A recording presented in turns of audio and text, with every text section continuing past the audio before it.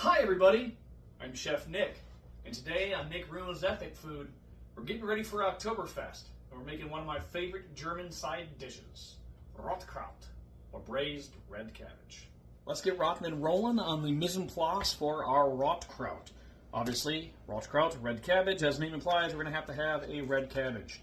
We're only going to use half of this today. I'm feeding a family, I'm not feeding an army. In the restaurant, I'll use 5 to 6 of these, depending on how busy I think we're going to be.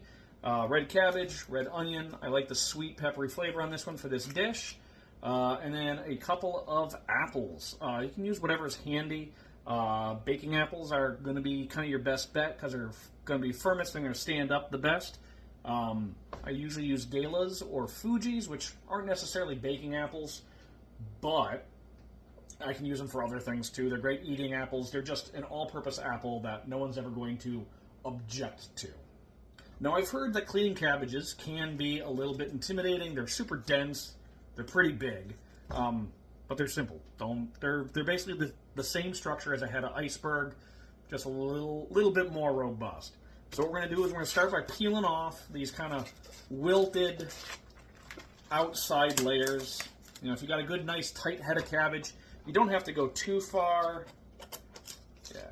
If they peel off easily, that's kind of how you know they're starting to lose their moisture and they're just going to be a bit leathery. All right, so now we got a nice, tight, clean head of cabbage. No problems there. Meat cleaver is my go-to for these guys. I'm just going to start right here at the root end, right in the middle. Just kind of pound her down, making sure to keep your fingers out the way. You don't need blood in your red cabbage. All right, I'm going to take this off to the side. Maybe I'll make some coleslaw later this week. You see we got this white, real heavy-duty root core standing in the middle. Not real edible. So what I'm going to do is, because I want everything to be forkable into your mouth, I don't want real long threads of cabbage. I'm going to lay this down, nice flat side, so I got some stability. Cut it down again. Now you'll see I've got a nice wedge here, and let's see if I can get this on the camera correctly. I'll put my hand in a slightly awkward position. I'm just going to cut out that core. It doesn't do us any good. Everything here, once it's cooked down, will fit nicely on a fork, and then we'll be good to go. All right, you'll see a lot of people on the internet shredding their cabbage with a mandolin or even a vegetable peeler.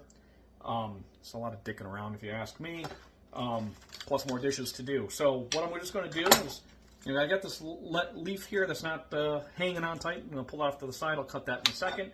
But then I'm just going to start at the tip.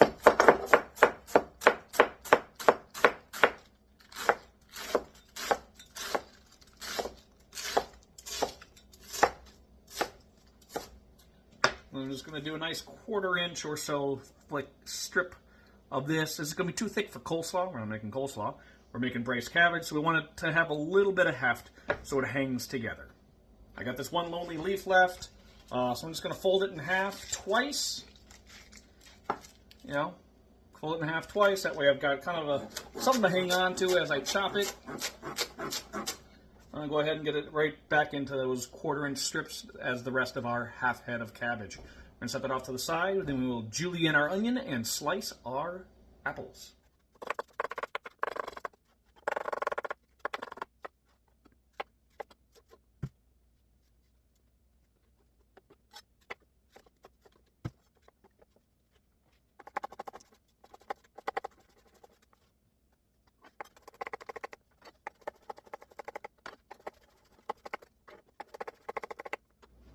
Now it's time to get cooking. I've got a straight-sided sauté pan here. I like using these broad, shallow pans because it's going to help the braise go a little bit quicker. It gives us a lot of surface area for the evaporation to go through because we've been cooking off a lot of moisture to concentrate those flavors today. So we are going to start with about 2 tablespoons worth of whole butter. Normally we don't start cooking with whole butter because you're going to burn it, but we're going to be adding a lot of moisture. We're not going to burn it. We're going to get a little bit of that toasty brown butter characteristic in there. Turn that on to medium heat. And then we're going to come in, once we start getting a little bit of a melt in here. All right. Butter doesn't need to be fully melted, but we just need to start getting a melt on it so that we've got contact when we add our Julienne onions and sliced apples. Don't freak out. I know it looks like the pot's already full. We're going to be cooking this down quite a bit. We've been cooking on medium-high heat for about 10 to 12 minutes at this point.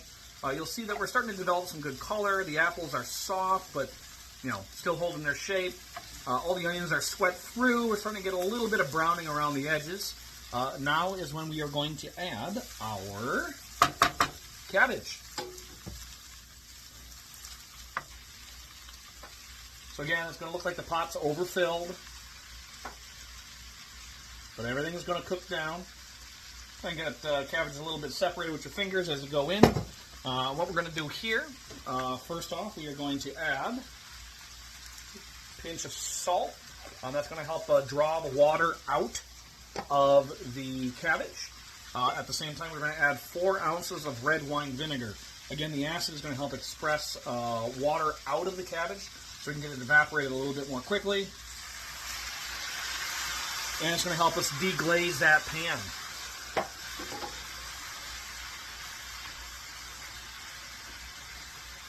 All right, let this go for another 10 minutes or so before our next step. We're about 10 minutes along after having added the cabbage. You can see here that we've deglazed the pan. We're nearly dry. That's good. You'll see those beautiful reddish purple anthocyanins from the red cabbage. They're kind of bled out, and they're turning everything this wonderful shade of pinkish purple.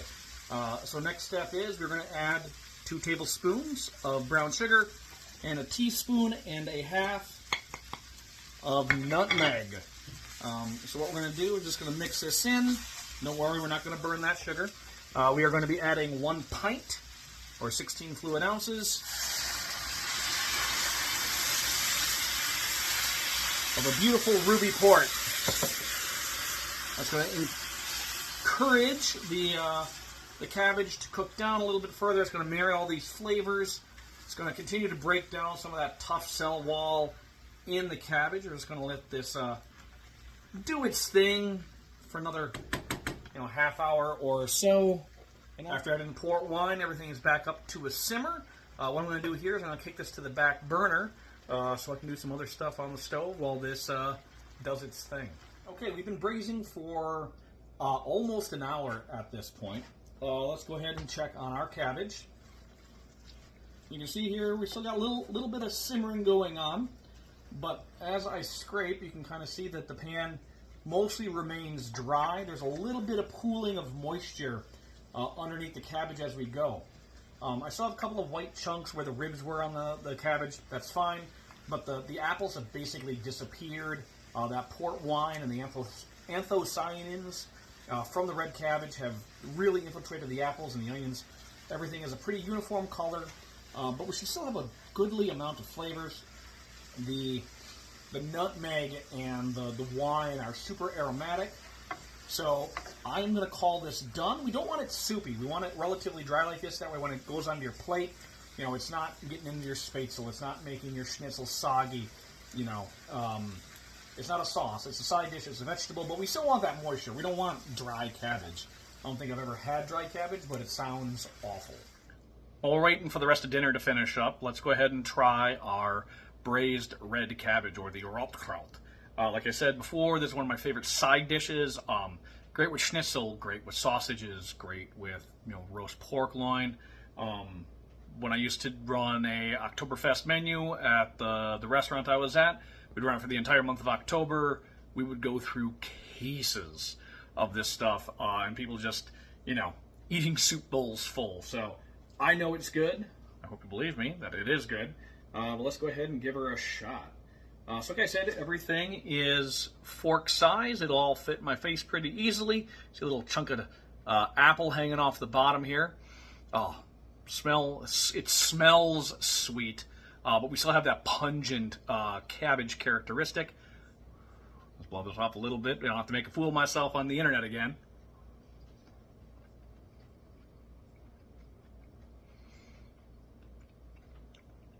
Sweet, pungent, getting that delightful nutty spiciness, baking spice. It reminds me of Grandma with the nutmeg.